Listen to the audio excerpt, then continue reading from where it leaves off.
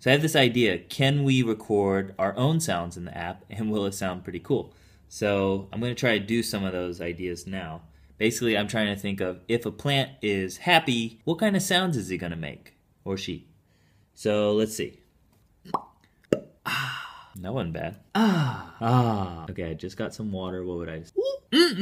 Yummy, yummy. More. Now, if the plant isn't happy, it's probably drying out. I think that sounds like diarrhea.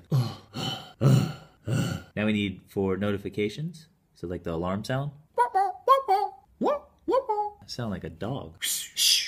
During a meeting that goes off. Water, water, water. All right, let's see what happens.